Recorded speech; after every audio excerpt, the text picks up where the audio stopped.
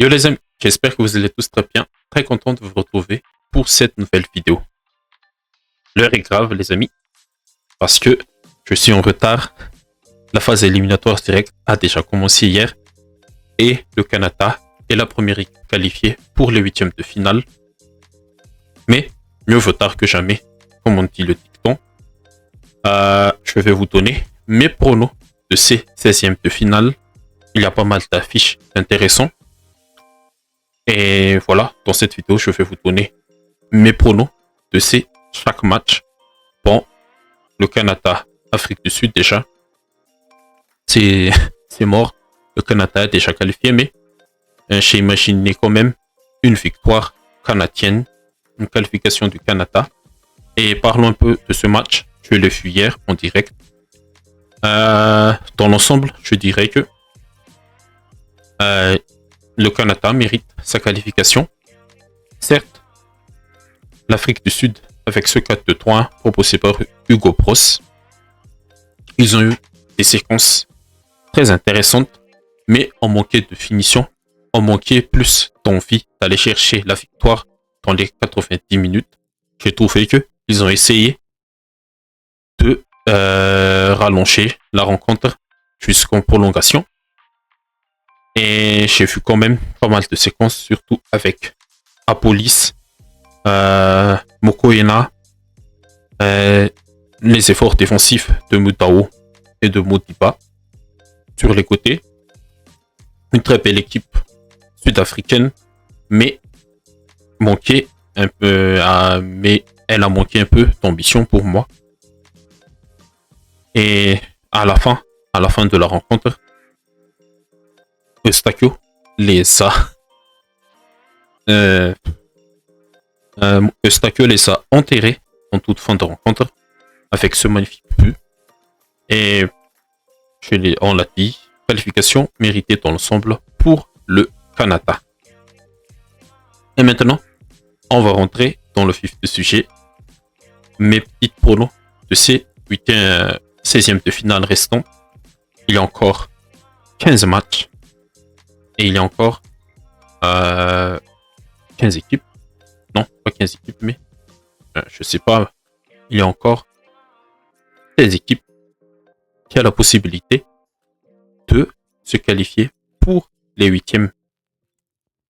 Et on commence tout de suite avec Brésil-Japon. Pour le coup, mon analyse sera axée sur mon hype sur la rencontre et surtout les forces par rapport au match que j'ai vu des deux équipes qui vont se rencontrer. Et à la fin, je vais vous donner mes petites probabilités et mon prono sur chaque rencontre. Et pour ce Brésil-Japon, je dirais que ce match, pour moi, est un match 4 étoiles. Parce que depuis des années, et depuis 2018, cette équipe japonaise, elle performe au haut niveau. Depuis 2018, ils sont toujours sortis de la phase de groupe, mais ils se sont arrêtés au stade des huitièmes de finale. Ils ont été battus en 2018 par la Belgique, futur demi-finaliste. Et il a fait ce match magnifique, cette remontée belge. Mais, encore une fois, ils sont pas surpris tout le monde. Je pense que ils ont mérité ce qu'ils ont réalisé. Le travail fait très bien du côté de Hajime Moriyasu. Et pour ce match, je pense que ils ont encore l'occasion de prouver au monde qu'ils sont capables de grandes choses. Et ce système à 3-4-2-1, c'est l'équilibre parfait pour cette équipe. Ueda seul en attaque.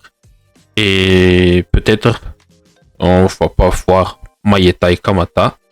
Mais je pense que à la place de Maeda, le numéro 14 là, je me souviens pas de son nom, mais il est plus intéressant que Maeda sur ce que j'ai vu. Et pour le Brésil, le Brésil, Ancelotti a peut-être trouvé son équilibre collectif avec ce 4-3-3. Et ça laisse beaucoup la liberté à Vinicius, surtout, d'être l'arme numéro 1 offensive de cette équipe brésilienne. Le milieu est solide pour le moment, avec Paqueta, Casemiro, Guimarães. Matheus Cunha aussi a trouvé sa place en tant que numéro 9. Et Ryan, je pense que il a gagné sa place. Rafinha, il est blessé, il est out jusqu'à la fin de la compétition. Mais Ryan, je pense que il a trouvé sa place dans ce collectif brésilien. Et pour moi, dans ce match, malgré cet équilibre trouvé côté brésilien, je pense que il y a encore 50-50 pour moi. Les deux équipes ont vraiment leur chance de se qualifier. Et ça peut se rallonger jusqu'aux prolongations, jusqu'au tir au but. Et moi, je vois ça dans cette rencontre. Ce Brésil-Japon. Et ce sera dès ce soir à 20h. On va le suivre de très près. Donc, je pense que ce Brésil-Japon sera un 2-2 dans les temps réglementaires et surtout dans les prolongations. Et ça va se décider au tir au but. Et au tir au but, le Japon, ils étaient éliminés au tir au but en 2022. Je pense qu'ils se sont travaillés un peu plus cette phase de jeu. Et peut-être pour moi, la première grosse surprise de ces 16e de finale, je pense que le Japon, ils vont passer au tir au but face à cette équipe brésilienne. Voilà pour ce Brésil-Japon. Tout est offert. Le Brésil peut se qualifier avec une démonstration et un spectacle de grande qualité. Ils savent le faire. Mais je mise un peu une petite pièce sur l'équipe japonaise. Et voilà.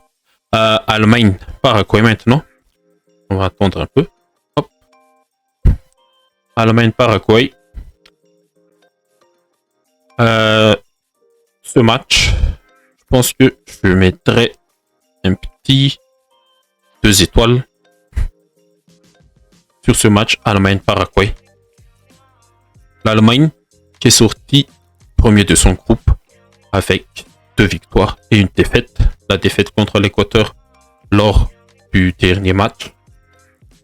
Ils sont forts, l'Allemagne, mais je trouve que dès que l'adversaire met un peu plus d'intensité et bloque l'accès au milieu, parce que le jeu allemand est plutôt orienté vers ce milieu-là. Et dès que l'adversaire met un peu de pression au milieu, ils ont de difficultés, les Allemands. Et surtout que sur les côtés, Wirtz n'est pas un ailier percuteur, tout comme le roi Sané, qui n'a plus ses jambes des années auparavant. Donc sur les côtés, ils n'ont pas beaucoup d'options offensives. Certes, Nathaniel Brown, il peut amener plus de largeur sur le front, sur le côté gauche surtout, mais c'est pas suffisant pour créer du danger pour l'adversaire. Et le petit point faible aussi pour l'Allemagne, je trouve, c'est cet axe Rüdiger-Ta. Il est plutôt solide, mais Rüdiger, surtout balle au pied, c'est pas vraiment le premier défenseur qui va être le premier relanceur. Schlotterbeck, il est out aussi jusqu'à la fin. Et attention, et Neuer aussi, côté allemand. C'est plus le Neuer Prime, on le sait tous. C'est aussi un des points faibles de cette équipe allemande. Mais quand même, quand il réussit a trouvé la combinaison Nmecha, Musiala, Pavlovic avec Wirtz et l'apport d'Havertz. Sané, s'il retrouve ses chambres sur un seul match, cette Allemagne est très dangereux par rapport à cette équipe paraguayenne. J'ai pas mal vu. Je n'ai vu qu'une seule rencontre de cette équipe paraguayenne. C'était la défaite 4-1 contre les États-Unis. Ils peuvent faire mal, je trouve, à cette équipe allemande. Mais je trouve que l'Allemagne est supérieure, je pense. 60-40 pour moi. Pour ce match. Allemagne-Paraguay. Et pour mon prono, je pense que ils sont où? Ils sont de l'autre côté. Paraguay-Allemagne. Je pense que... Attendez un peu. Ouais. Je pense que l'Allemagne, ils vont le faire facilement. 3-1 contre cette équipe paraguayenne. Pays-Bas, Maroc. Pays-Bas, Maroc, les gars. Ça, c'est le Graal. Je pense que c'est la meilleure affiche de ces 16e de finale. Et du coup, je vais mettre 5 étoiles. Les deux équipes ont leur force et leur caractère. Mais sur les matchs que j'ai vus, je trouve que cette équipe marocaine est supérieure à ce collectif néerlandais. Désolé. Et tout ça, la première force de cette équipe marocaine, c'est le côté droit, bien sûr, avec Achraf Hakimi. Attendez un peu. Hop. Achraf Hakimi. Hop. Le double pivot Brody El Anoui. C'est aussi une des forces de cette équipe. Et attention à Saibari. Il a déjà marqué 3 buts, je pense, dans cette Coupe du Monde. Ou 4 même. Il a marqué dans tous les matchs des phases de groupe. Attention à cette équipe. Et même, on a fait un petit doute sur l'apport d'El Ranous à cause de l'absence de Abdé. Mais El Ranous, il est à l'aise. Il performe bien aussi sur ce côté gauche. Le seul truc pour le Maroc, c'est les performances de Brahim Diaz. Pas encore très influent dans le jeu. Alors que le Maroc aussi a besoin d'un super Brahim Diaz, surtout à partir de ses phases éliminatoires directes. Pour les Pays-Bas, l'ajustement avec Brobbey a apporté plus de mots, plus d'agressivité avec ballon pour les Néerlandais. Le milieu de Young, Gravenberch, Reinders, ils se sont trouvés. Le petit bémol, pour moi, je pense que c'est le côté gauche de la défense. Et même Van Dijk aussi. C'est pas très rassurant pour moi. Mais surtout ce côté gauche. Et attention, avec un Hakimi qui est en feu sur le côté, ça pourrait être l'un des points clés de ce match. Ce côté gauche néerlandais face au côté droit marocain. Mais pour moi, je pense que le Maroc, il est supérieur à cette équipe néerlandaise. Et je pense aussi que c'est de loin 60-40. Et du coup, c'est très logique pour moi. 60-40. Je vois le Maroc passer. Ils sont où déjà? Oh, ils sont aussi dans cette partie du tableau. Je vois le Maroc passer. Attendez un peu. J'ai mis quoi? Mais je vois le Maroc passer dans un match un peu serré, où les deux équipes vont donner coup sur coup et vont essayer de se qualifier, mais je pense que le Maroc, il va le faire et ce ne sera pas une grande surprise, un grand exploit. Le Maroc, ils ont été demi-finalistes il y a 4 ans. Et voilà pour ce Maroc. Pays-Bas et du coup, le Maroc, ils vont rencontrer le Canada en huitième de finale. Et maintenant, Côte d'Ivoire-Norvège. Côte d'Ivoire-Norvège, les gars. Je pense que je mettrai un petit 3 étoiles quand même à ce Côte d'Ivoire-Norvège. Parce que de ce que j'ai vu des deux équipes, ils sont forts, elles sont fortes, ces deux équipes. La Côte d'Ivoire manque d'efficacité, n'a pas réussi à vaincre l'Allemagne. Mais ce trio en attaque, Ahmad, Diomandé, Pépé, ouais, c'est les compos probables, mais je pense que ce sera un vrai neuf ici, mais pas Nicolas Pépé. En l'occurrence, je sais, ouais. Et c'est qui déjà le numéro 9 qui a joué contre la main? Je me souviens pas, mais c'était vraiment un point d'appui intéressant pour la Côte d'Ivoire. Et surtout, ce petit milieu, Oulaï, ce numéro 26, une révélation ivoirienne. Attention, il peut faire des machis et il est très intéressant. Et surtout que, avec Kessié Sangaré, ce milieu est bien équilibré dans leur rôle et dans leur profil. À côté ivoirien, la défense, ça s'est aussi ajusté. Il s'ajuste beaucoup. Emers Faye. Et la première arme offensive, c'est bien sûr Diomandé, ce côté gauche.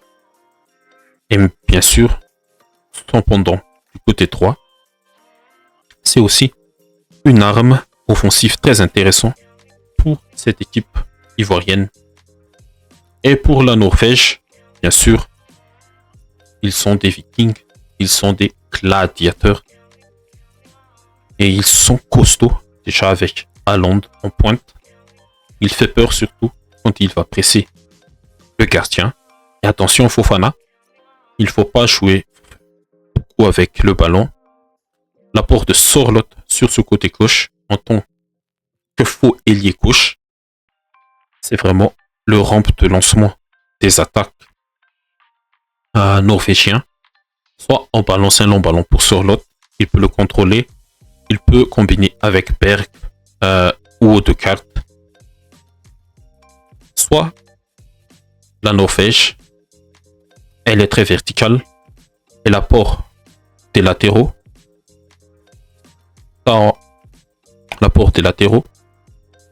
ce sont aussi des dangers permanents quand la Norvège, elle pratique ce football très vertical. Et ils sont fait tourner, ils ont fait beaucoup tourner, mais quand même, quand ils sont fait tourner contre la France, ils ont aussi montré des bonnes séquences avec ballon. Mais le point faible, bien sûr, sera la défense pour la Norvège. Et voilà, face au Sénégal, ils ont encaissé 2 buts depuis qu'ils pouvaient éviter. Les placements défensifs bloquent pas. C'est pas solide. Et une autre arme aussi à bien négocier pour les Ivoiriens. Les Norvégiens, ils sont forts sur coup de pied arrêté, sur corner.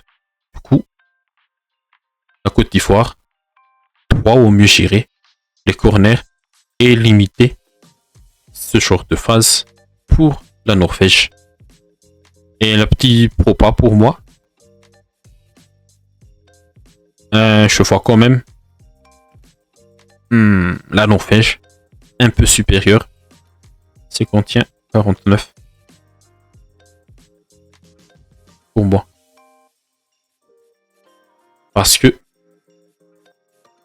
je vois surtout la puissance de ces gladiateurs-là qui vont beaucoup poser de problèmes à cette défense ivoirienne, surtout sur les longs ballons et les duels aériens. Et du coup, mon prono pour ce match, Côte d'Ivoire, Norvège. Je vois la Norvège battre la Côte d'Ivoire 3-1. Et pourquoi pas un peu de Haaland sur corner. Je vois ça. Et la Norvège, ils vont affronter le Japon en 8e de finale pour mes pronos. Et voilà pour ce Côte d'Ivoire-Norvège. Maintenant, la France. La France contre la Suède. Ça, c'est un match. Je veux dire 2 étoiles. Parce que la Suède aussi, ça ne m'en parle pas trop. La France, c'est toujours agréable à regarder. 2 étoiles.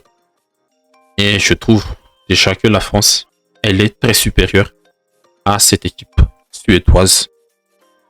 Certes, il y a eu des petits ajustements faits par Graham Potter lors du dernier match contre...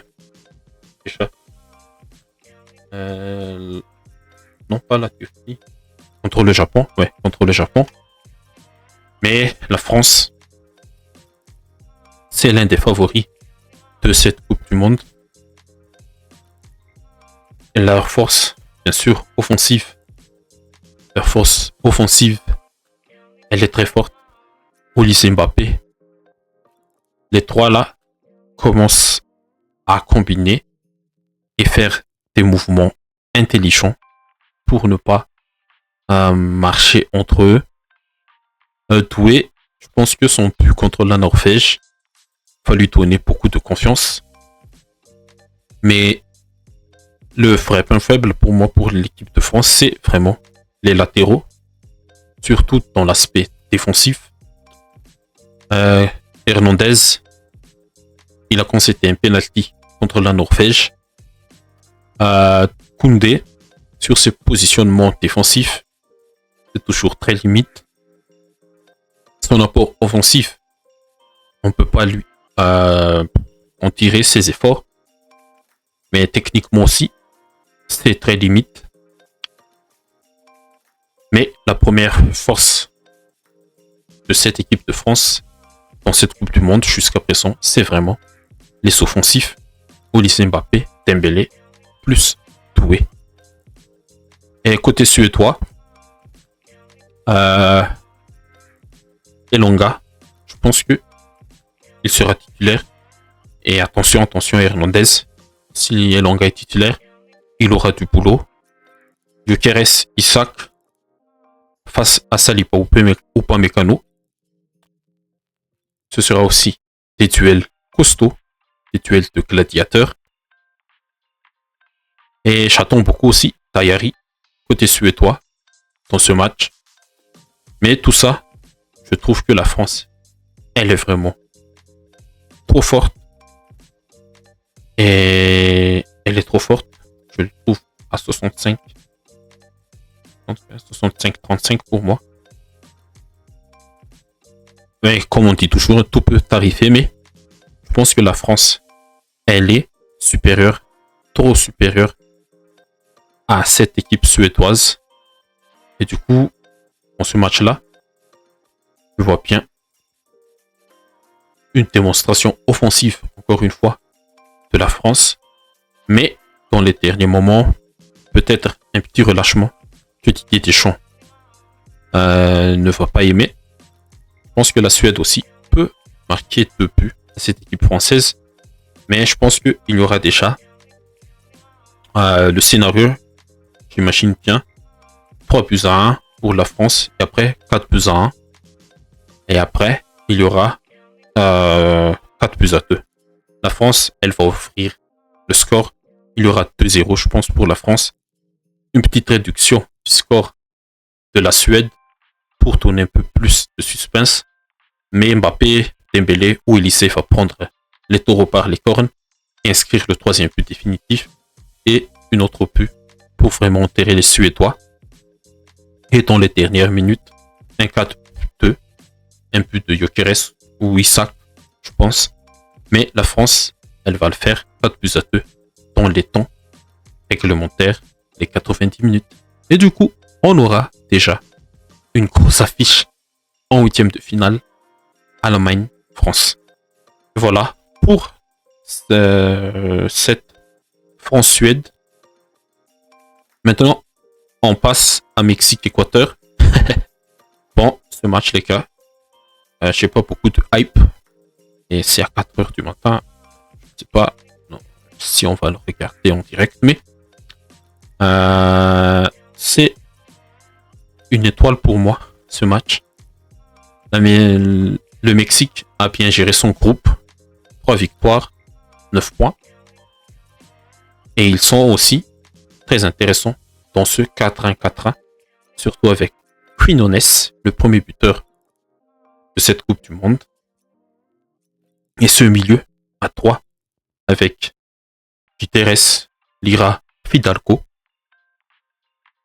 C'est très fort techniquement dans les efforts, dans la relance, surtout Lira. Le milieu reculé, le meneur reculé de cette équipe mexicaine. Et en pointe, Jiménez, il peut toujours apporter dans cette équipe. Et pour l'Équateur, ils ont gagné contre l'Allemagne pour se qualifier. PKCC a beaucoup de pression là, je pense.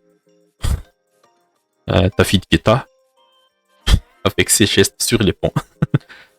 C'est vraiment un cliché. Mais bien sûr, la première force de cette équipe équatorienne, c'est Ordonez, Pacho Hincapié, la défense et la montée en puissance de ce double pivot, de ce milieu, Caicedo, Vite. Ils ont été très forts dans le contre-press et dans le pressing contre l'Allemagne. Ils ont suffoqué l'équipe de la Mannschaft. Et bien sûr, Plata, l'héros national. Très intéressant en attaque, accompagné de ces 2 ailés, Yeboah, Angulo, qui peut aussi dynamiter les côtés de cette équipe équatorienne. Ener Valencia, il faut qu'il monte aussi en puissance. Il doit être aussi un leader technique et leader mental de cette équipe équatorienne. Mais je pense que le Mexique à domicile, je pense que ils ont l'avantage et je dirais un 55-45.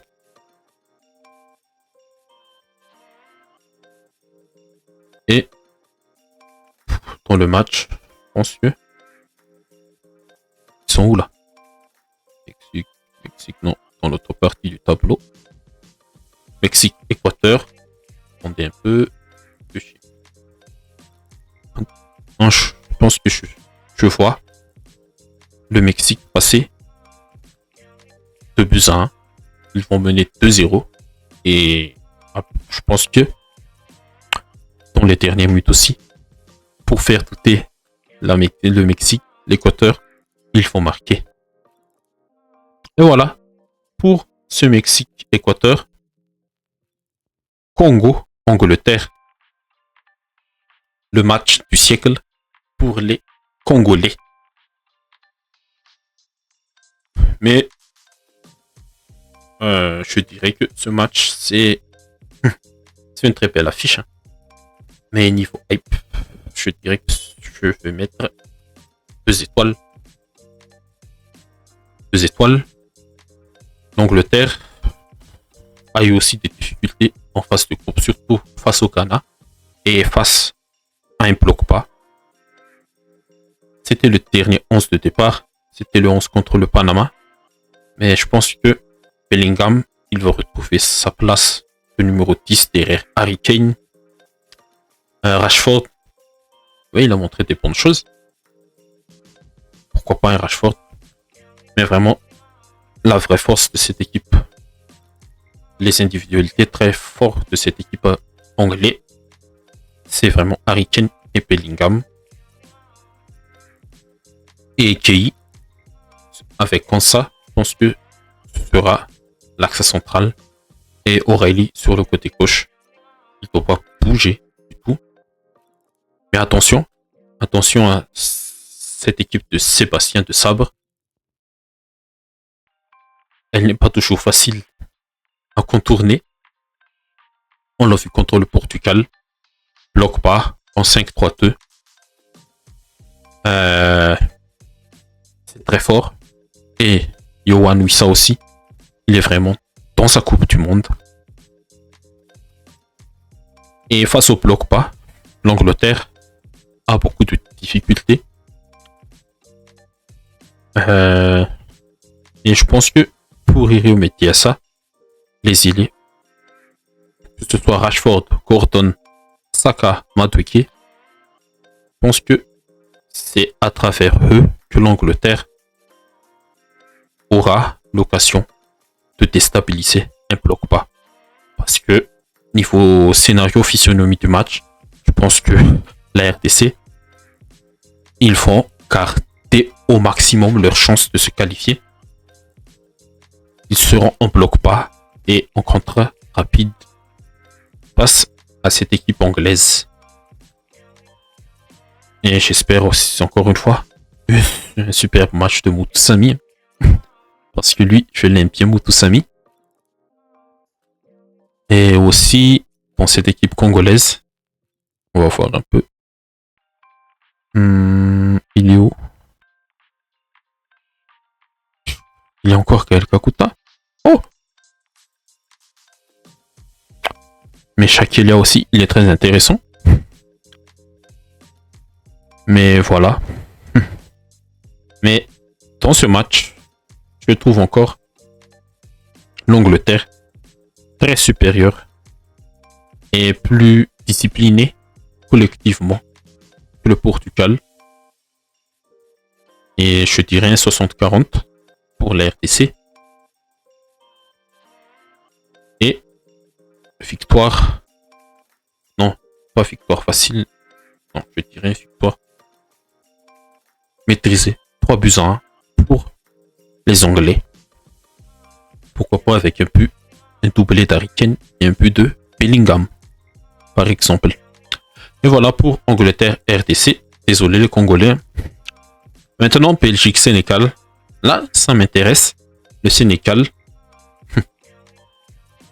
ils n'ont pas fait une très bonne phase de groupe. Heureusement qu'ils ont mis 5 buts à l'Irak. Ils ont terminé 8e parmi les 8 meilleurs 3e. Et ce match-là, je dirais que ce serait une 3 étoiles. C'est à 23h le mercredi 1er juillet. 3 étoiles pour moi. Oh, attendez un peu. On va chercher le peu. Voilà. Le dernier 11 de départ pour le Sénégal, c'était ça. Ouais, Thiaw, il remplace Edouard Mendy blessé. Et peut-être que Abdoulaye Seck va continuer parce que Kalidou Koulibaly, le capitaine généreux, a montré beaucoup de faiblesse en manque de rythme, a montré beaucoup de faiblesse, surtout contre la Norvège.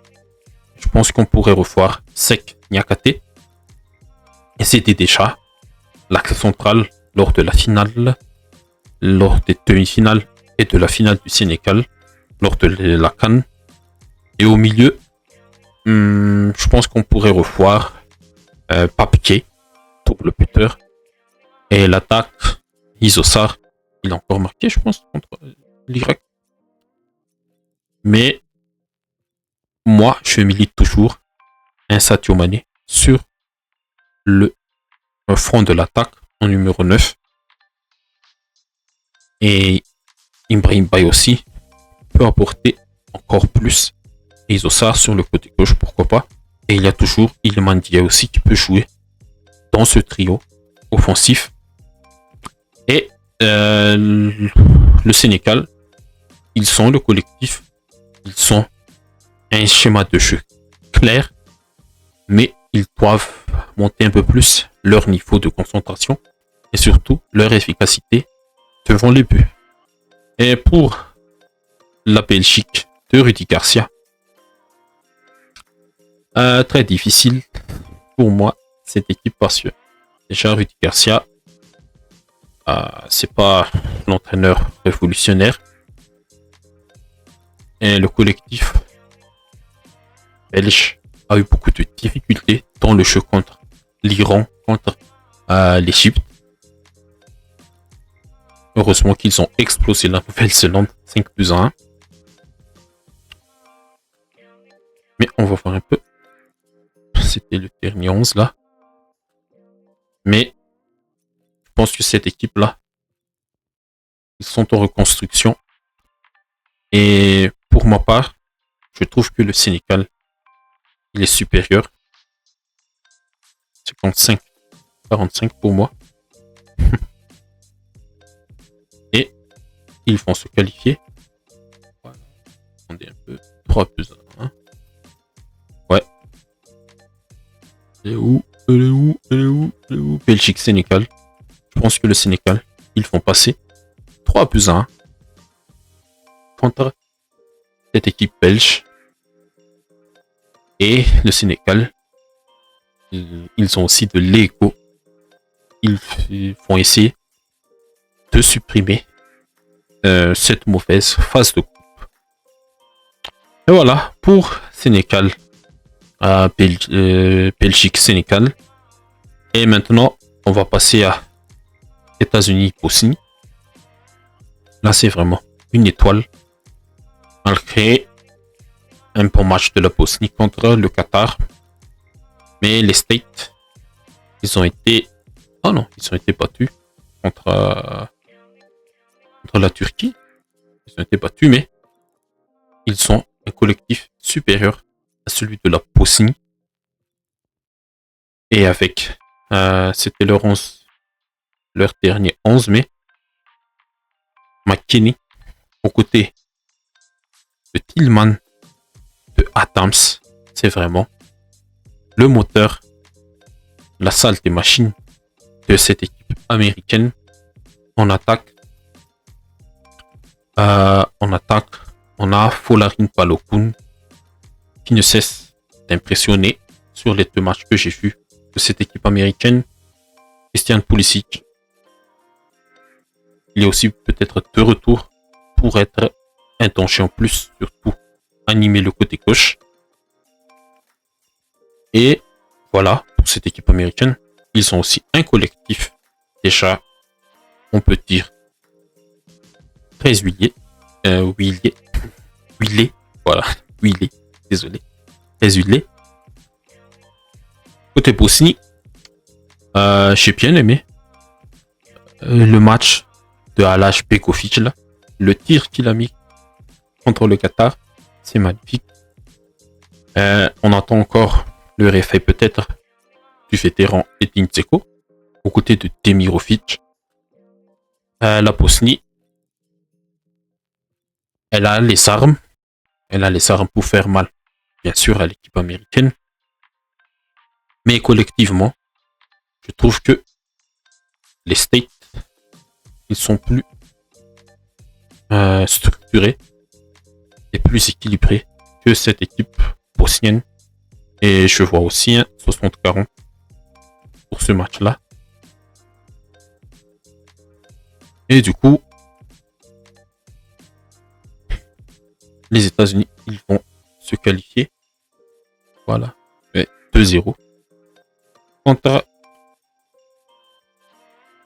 le Sénégal. Ils vont se qualifier avec une victoire 2-0. Et pourquoi pas encore un but de Balogun. Et ils vont affronter le Sénégal pour les huitièmes de finale. Si mes pronos sont validés. Maintenant, Espagne-Autriche. Ah là là là là. Et Espagne-Autriche. Peut-être le match piège pour les Espagnols. Mais ça, je dirais que c'est un match 3 étoiles pour moi. J'attends beaucoup de l'Espagne. C'est l'un des favoris pour remporter la victoire finale. Et l'Espagne, ils sont aussi montés en puissance petit à petit. Après, surtout le match nul là contre le Cap-Vert. Match nul très surprenant. Mais face à l'Autriche, ils auront encore plus d'adversité. On connaît bien l'Autriche de Ralf Rangnick, qui aime presser, mettre de l'intensité, bloquer tous les circuits de passe. Et l'Espagne qui aime construire, faire le pas. Et il faudra un train pour match au milieu.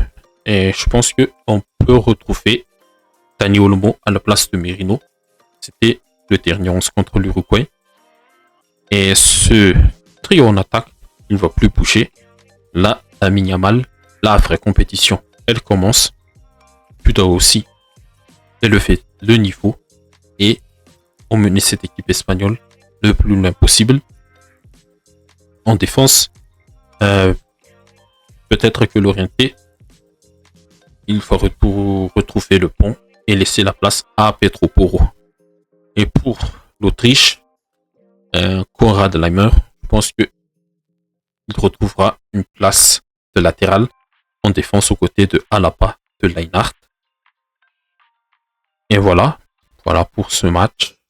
Pour les petits points, analyse rapide des deux équipes.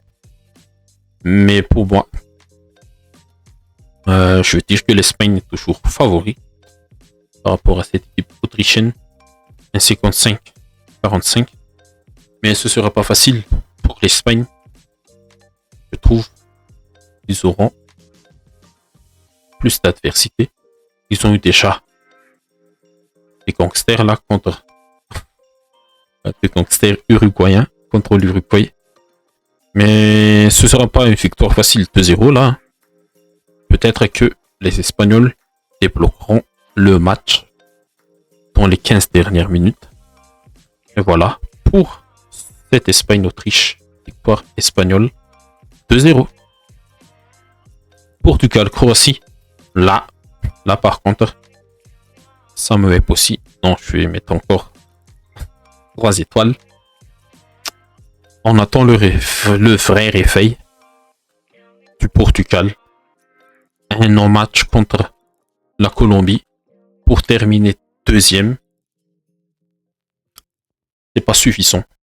Cette équipe portugaise qui a l'un des effectifs les plus fournis en termes d'individualité et de qualité pour moi. Là, c'est un match d'Euro là. Portugal-Croatie. Est-ce qu'on l'a déjà eu? Il y avait déjà eu Portugal-Croatie. Je pense qu'en 2016, il y a eu un Portugal-Croatie. Là, il faut se réveiller. Il faut que le Portugal élève son niveau. Ils ont l'ambition, bien sûr, d'aller chercher le titre suprême.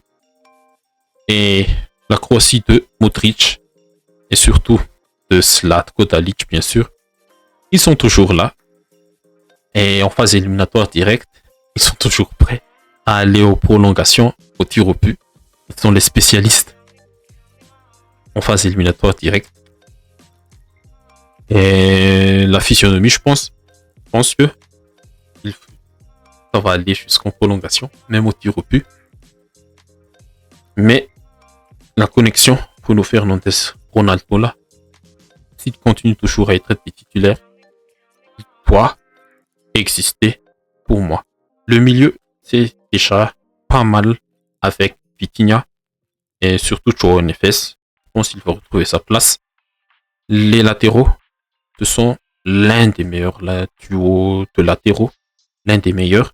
Nuno Mendes, Cancelo, niveau technique, offensivement, ça peut t'apporter beaucoup beaucoup de tranchées. Mais collectivement, c'est là le problème de cette équipe portugaise. Et pour la Croatie, le premier match contre l'Angleterre, ils ont été quand même un peu dominés, surtout au milieu. Peut-être que ce double pivot, Modric-Kovacic, va apporter plus d'équilibre. Et on va voir comment Baturina, il va apporter du danger sur son côté face à Cancelo. Et on n'oublie pas aussi l'autre vétéran, Perisic. Je pense que Perisic, il va retrouver une... Non, je pense que... Ouais, on verra, mais c'était le 11 de départ de la Croatie contre le Ghana. Voilà. Et dans ce match-là, je vois encore un 50-50. Parce que collectivement, j'ai pas vu un Portugal dominant. Et la Croatie, ils ont failli ne pas... Non, ils ont gagné contre le Panama 1-0. Ils ont validé leur ticket contre le Ghana. Mais c'est 50-50 pour moi. Et je pense que ça va aller en prolongation. Et en prolongation, c'est là que la surprise va y aller. Hop. Je pense que la Croatie, ils vont battre cette équipe portugaise. Et on va avoir un Croatie-Espagne en 8e de finale. On est presque. Suisse-Algérie. Là, ça m'intéresse. Le match, je pense que je mettrai un 4 étoiles. Et si je suis pas fatigué, on va voir ça en direct. Mais là, Suisse-Algérie, je mettrai un 4. L'Algérie aussi aura l'occasion aussi d'un peu effacer les contre-performances en phase de groupe. Et il y a la théorie là du non-match, du match arrangé contre l'Autriche, mais l'Algérie, la force de cette équipe algérienne, Massa, qui monte petit à petit en puissance. La défense, Mondi Payne s'est banni aussi. Je trouve c'est très intéressant. On va voir un peu. Il est où là? Je le trouve pas, mais... Ouais, le voilà, le petit jeune là. Hadj Moussa. Il doit aussi prendre ses marques et être un danger permanent pour l'adversaire. Mais l'Algérie, ils ont beaucoup de difficultés aussi collectivement. Mais leur individualité, les individualités telles que Massa, peuvent les sortir de l'impasse. Et moi, je prime toujours le collectif. Le collectif suisse, c'est très structuré. Et surtout, l'apport de ce petit-là, Manzambi, la révélation suisse. Et pour ceux qui suivent la Bundesliga, je pense que c'est pas vraiment une révélation, mais aux yeux du monde, c'est une révélation. Ce petit facteur, il change tout le visage offensif de cette équipe. Attention juste à Kanji et Helvetii là, pour moi, c'est peut-être le petit point faible de cette équipe suisse. Mais au niveau global, je trouve que cette équipe suisse est supérieure à cette équipe algérienne. Et je vais dire qu'en 55-45 pour moi, pour ne pas enterrer définitivement les DZ. Mais je vois la Suisse passer. Ils sont où? Hop. Ils sont là. Et la Suisse pense qu'ils vont passer par le minimum, strict minimum, 1-0. Et voilà pour cette Suisse-Algérie. Australie-Égypte. Là, je veux dire, hein, j'ai pas beaucoup de hype et beaucoup d'attentes. Même si l'Égypte ont montré des belles choses, surtout face à la Nouvelle-Zélande. Mais mon niveau de hype est de 1. Et dans ce match, je pense que l'Égypte, ils vont le faire avec les Salah, les Achour, qui est aussi là, les Marmouches.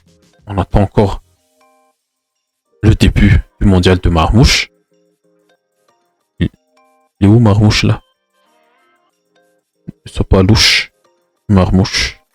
Hop, hop, hop, hop, hop, hop. Voilà, on attend beaucoup Marmouche. Et je trouve cette équipe égyptienne plus solide que cette équipe australienne. Mais attention quand même, Irakunda, il est dangereux côté Australie. Par Irakunda, j'ai vu aussi. Hop. Il est où là? Oh, dommage. Italiano, il est blessé. Et Leki aussi. Mais attention, Irakunda, c'est vraiment le premier penché numéro 1 côté australien. Et peut-être avec l'apport de Metcalf aussi. Attention. Et le gladiateur là, par le capitaine, c'est une arme sur les coups de pied arrêtés. Mais je trouve que l'Égypte est supérieure. Je dirais même un 60-40. Et je vois l'Égypte se qualifier. Et l'Égypte aussi. Ils sont spécialistes pour des matchs en prolongation. Mais je vois quand même l'Égypte faire aussi le strict minimum contre cette équipe australienne. Et voilà pour l'Égypte-Australie. Là maintenant, Cap-Vert. Cap-Vert. Argentine. Là, il y a un petit part de subjectivité. C'est l'Argentine. C'est l'équipe du côte. Et c'est le Cap-Vert aussi. Première qualification. Première Coupe du Monde. Et première qualification en phase éliminatoire directe. Ils ont terminé deuxième de leur groupe. Dans le groupe de l'Espagne, de l'Uruguay et de l'Arabie Saoudite. Avec 3 points. 3 matchs nuls. Ils ont fait le job. Et ils ont affronté l'équipe championne du monde. Mais les cas, c'est l'Argentine. Peut-être que comment dire, dans ce 4-1-4-1 de Pupista, ils vont encore sortir une performance comme contre l'Espagne. Ils vont garder aussi au maximum leurs chances de qualification. Le seul truc peut nuire un peu à cette équipe argentine, c'est peut-être que si le Cap-Vert marque en premier, on n'a pas encore vu l'Argentine être menée au score. Être menée au score, on l'a déjà vu en 2022, mais encaisser le premier but. Voilà, encaisser le premier but contre cette équipe cap-verdienne, ça peut vraiment déstabiliser l'équipe de Messi, mais je pense que ils sont le collectif solide. C'était le dernier, le 11 de départ contre la Jordanie, et Messi est entré en jeu et il a encore marqué un super coup franc, tout comme Lo Celso. Le coup franc de Lo Celso aussi, il est magnifique, mais on n'a pas assez parlé, mais c'était vraiment un super coup franc de Giovanni Lo Celso. Mais je trouve que l'Argentine, vraiment, et surtout euh, ils sont ce joueur. Ils sont ce joueur qui répond vraiment aux efforts collectifs de ses coéquipiers et qui tente vraiment à... comment dire, je sais pas, mais il bonifie complètement les joueurs. Et je vois cette équipe argentine très supérieure. 65 65 25 là. Oh, j'ai mis 65 25 et je fais bien mes calculs. Voilà. Attention, le seul truc que l'Argentine peut ne pas gérer, c'est que le Cap-Vert ouvre le score. Voilà. Mais à part ça, je pense que l'Argentine, ils vont gérer et ils vont se qualifier. Pas facilement, mais ils vont le faire. Et je trouve une victoire 2-0 des Argentins. Et l'Argentine va encore affronter une équipe africaine qui est l'Égypte en huitième de finale. Et maintenant, pour terminer les deux derniers matchs, le dernier match, c'est Colombie-Ghana. Ouais, la Colombie. Je pense que je mettrai un peu. Dommage, je n'ai jamais vu un match en entier de la Colombie, mais sur les longs résumés que j'ai regardés, cette équipe, elle est très forte aussi. C'est peut-être... pas peut-être, mais c'est aussi l'équipe la plus cohérente et la plus structurée jusqu'à présent. Si on fait un petit power ranking des équipes cohérentes, structurées pour moi, je pense que la Colombie est aux côtés de l'Argentine et de la France. Ce sont les niveaux 1 sur les critères collectifs. Niveau 2, on peut mettre pourquoi pas un Brésil. Et non, niveau 1 aussi, un Maroc. Je pense qu'ils sont bien structurés et bien élaborés collectivement. Niveau 2, on peut mettre un Brésil, un Japon, une Suisse. Mais oui, voilà. Peut-être après ces 16e de finale, les pronos de 8e de finale, je pense qu'on va aussi faire ce petit classement sur les 16 équipes restantes. Mais la Colombie, elle est très forte. Ça a manqué une petite pointure 44. Je me souviens pas du joueur, mais ils auraient pu aussi battre aisément le Portugal là, lors du dernier match. Mais je pense que la Colombie, elle est très supérieure. Elle est très supérieure. Elle est très supérieure à cette équipe ghanéenne. Et je vois déjà une supériorité 70 30. Voilà, qu'est-ce que je fais là? J'ai mis 65-25 sur... Ouais, mes calculs ne sont pas bons. Mais là, 70-30. La Colombie est très supérieure. Et je le vois passer pour ces quarts de finale. On va voir un peu qu'est-ce que j'ai mis là. Une victoire 3-1 des Colombiens pour rejoindre la Suisse en huitième de finale. Et voilà, pour résumer, ça fait déjà presque 1 heure de vidéo, les gars. Désolé. Mais pour résumer,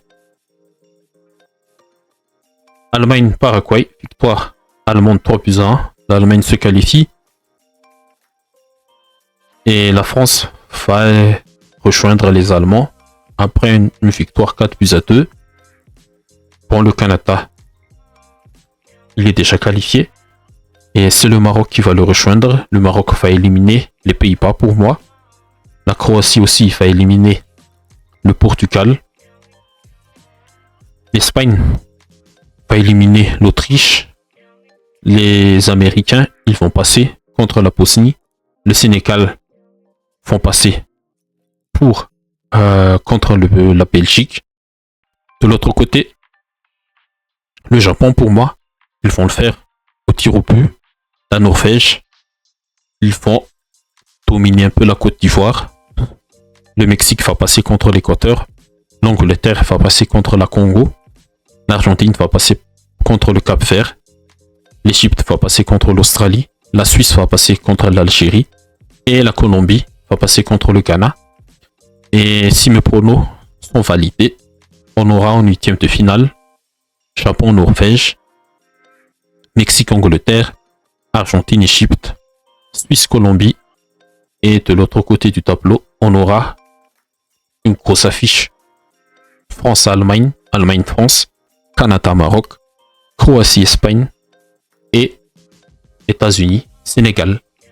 Et voilà les amis, j'espère que ça vous a plu. Ce petit prono des 16e, ça fait déjà presque une heure, désolé, une heure de blabla. Mais si ça vous a plu, n'hésitez pas à liker et surtout, n'hésitez pas à vous abonner surtout pour suivre cette Coupe du Monde. Et je vous promets que on va essayer de débriefer le maximum de matchs à partir de ces 16e de finale. Merci à vous tous. À la prochaine. Bye bye.